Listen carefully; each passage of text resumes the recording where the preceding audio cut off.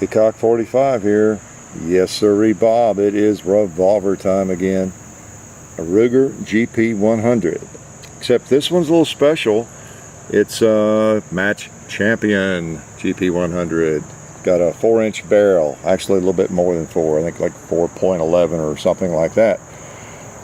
Nifty little gun, nifty little revolver, 357 Magnum. If you know the Ruger GP 100, you're pretty familiar with the basics of this firearm. It is, oh I don't know, maybe one of the 2 or 3 most popular 357 Magnums out there, the GP 100. We've done it in a 3-inch. I used to own a 3-inch GP 100, and this belongs to a friend. Hasn't had it long. It's fairly expensive. I think they're $800-900 or something. This match champion has some extra things. Has Novak sights. You know, it has a trigger that has been tuned. It's been you know, been a little extra work done on the inside and the out. You notice the cylinder has a little bit more contour to it. It's a match champion. If you buy this, you can be a championship shooter, right? But it's got the Hogue grips, nice target grips, and the trigger has a kind of a centerpiece there. It's supposed to help keep it on track, keep it centered. It's just, in other words, there's no limitations. These things are built like tanks. There's 3 lockups on the cylinder, and I kind of miss the one I had, the 3-incher. I really do. This makes me especially reminiscent. Let's take a couple of shots. Now for me, this shoots to the right. So I don't want to mess with the sights since it doesn't belong to me. It belongs to the fellow that has lent us several firearms. We appreciate it. It's down in southern Middle Tennessee. So slip some of this federal ammo in it. 357 Magnum. Appreciate them providing some food for this revolver. You know me, I love revolvers. And this is 357 Magnum, see there? And we'll shoot some 38s in it as well. Pretty gun. Really is. I wonder if this means I could be a match champion if I shoot this. Alright, I doubt it. I would have to get the sights on a little bit better, but pretty nice little gun. I was trying it out here earlier, and I was tending to shoot a little bit high, a little bit to the right. So that means I will probably hold a little bit to the left and low. Let's try a ram just for kicks. I'll hold on his front foot.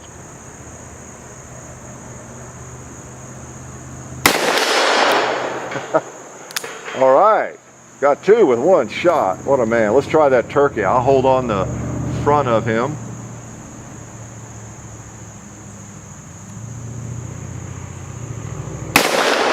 Boom. I think that's where it went. All right, nothing like a 357 Magnum. Try Mr. Gong. Boom. Smacks it pretty hard. I'll throw one at the red plate, but I'm not sure the sights are on close enough for me.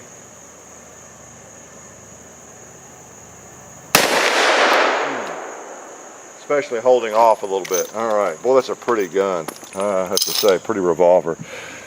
I hope everybody out there has a revolver now. You should. What's wrong with you if you've not gotten one for your collection? Because they're fun. I think I have some speed loaders that would fit this, but I don't really care. Actually, even though it's a match champion gun, I'm not in a match. And as I've said before, I just kind of enjoyed loading these cylinders and chambers one at a time. That's the beauty of a revolver. They're just really neat. The simplicity of it, hard to beat, hard to beat. And of course, the 357 Magnum is a great caliber. Let's put a powerful round on this target. I'll tell you what I'll do. I'll hold right on the center, and that'll tell me how far off it is. It's just about 5 yards or 4 yards. That doesn't tell me anything. That was dead center. We'll put some 38s on it later. A pot that needs smoking.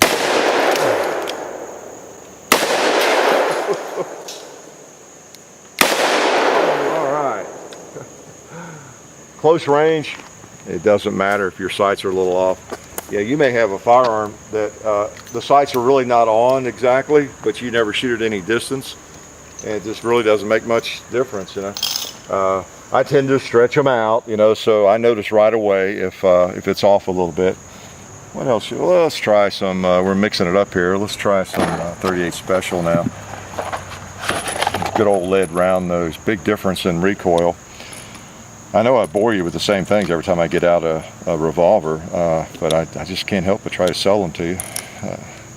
This flexibility of ammo, everything. You shoot these light loads and heavy loads, whatever you want. All right.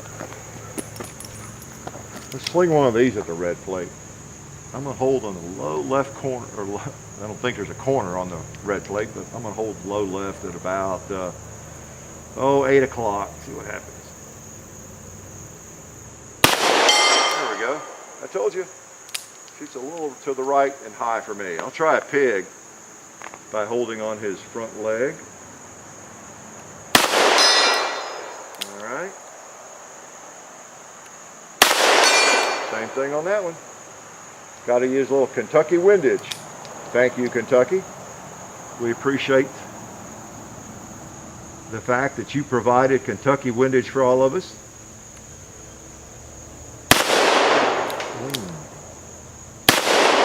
Missed that. Let's go for the gong. Yeah. Oh boy. Those are pretty grips. Those are Hogue, by the way. The Hogue grips they put on these things. The Match Champion. And of course, you don't have to get the Match Champion model in the Ruger GP100 to have a really fine revolver. But this one just takes it a little further there with that slab-sided barrel, your sights. I generally like optical sights like that, but not optical, fiber optic. I was trying to say that is a little large. It's almost like a combat sight to me. I'd like a little smaller sight on that, but they're real easy to pick up, and especially low light. And you can tell this has had a little bit extra work on it. It kind of contoured the front of that cylinder down a little bit. A little chamfering, I understand, on the chambers there for a little bit easier loading, especially if you're using a speed loader, pretending to be a competitor or something. You know, used to do some of that, but I just kind of enjoy leisurely loading up a few rounds, slipping them in there, just like an old bolt action or something, taking my time, relaxing, and squeezing a few off. Now these are, you notice I went back to the Magnums because I knew I was going to be shooting those 2 liters, or at them. Okay, now I need to hold a little to the left side.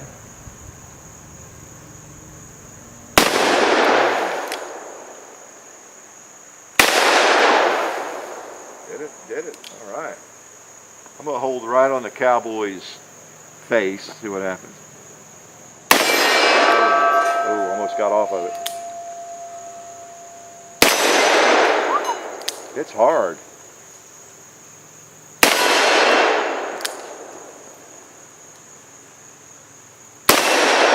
Yeah. There's an example. I was holding at 8 o'clock and on the edge of that plate, and it popped it right in the middle. See? So you can do that if you've got a firearm that the sights are off. You just have to figure out where to hold. Man, what am I not showing you about there? We're not going to shoot it all day, but I wanted to bring it to you since I have the opportunity. This, and I would say, maybe I shouldn't say, I don't keep up with them. I'm a little biased with revolvers, I guess, like I am other guys, and more knowledgeable. It's not so much only bias, it's just you tend to know more about what you like, you like. I've owned a GP100. I still own a 686, and I still regard those as 2 of the best medium framed or fairly heavy framed 357 revolvers. You can find them in frame configuration, at least older ones, and they're even bigger than these. They don't really need to be bigger than these. These will handle just about any load you want to fire.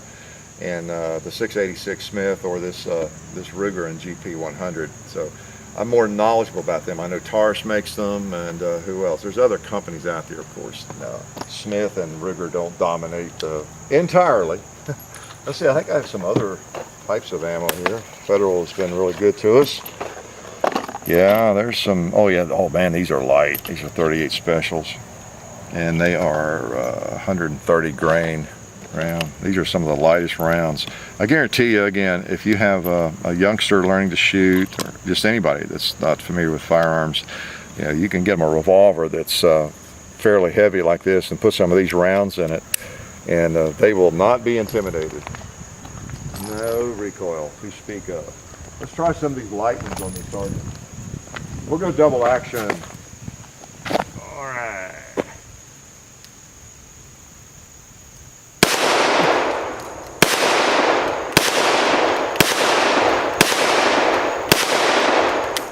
All right. Even in double action, pretty easy to shoot. I'll get some of those later, those 38s. I'm not as worried about. I'm gonna put some Magnums back in though. Generally, you don't want to switch back and forth too much. As it gets dirty, it's harder to get the Magnums in sometimes. But yeah, if you're not shooting too much, it works okay. As you can see, I've gone back and forth, and shot several times before you all showed up here at the compound. Where were you? Still eating dinner? John and I right here shooting. All right. Let's see, what do I want to do here? I'm going to try to roll a turkey, although again, I've got a hold where I don't want to hold.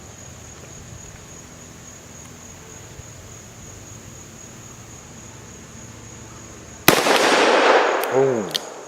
No idea.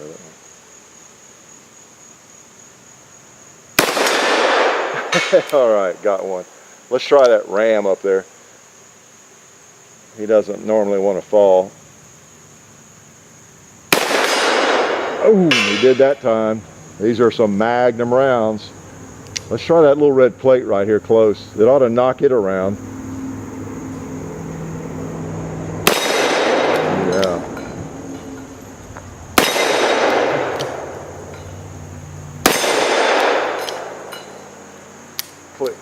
A lot of muzzle energy, I tell you. You might like a 44. I do too. But 357 packs a little punch, no doubt about it. So anyway, I appreciate the loan of this. That's a pretty revolver. I don't know if I've seen grips any prettier than that. I think of these guns as being tanks. I really do. I like the lines of the Smith a little better, but these Rugers, they're a little bit more modern. They're built really well, and they shoot just as well. So fortunately, I think in the world of revolvers, it's a little bit different from all these semi-automatics out there. Everybody argues about which is better, which is the best, and everybody spends half their time on the internet fighting over that, right? With a Ruger or a Smith and maybe some others, you can't go wrong. You really, it's no way to make a mistake. You know, this gun, I can recommend this in my sleep. I don't even have to think twice about it. Just like the 686. Great 357 Magnum revolvers. Cartridge I highly recommend. A firearm I can highly recommend. You know, this one's a little pricey. You get a little more with this particular one, but any GP 100 is just a wonderful firearm, and makes life good.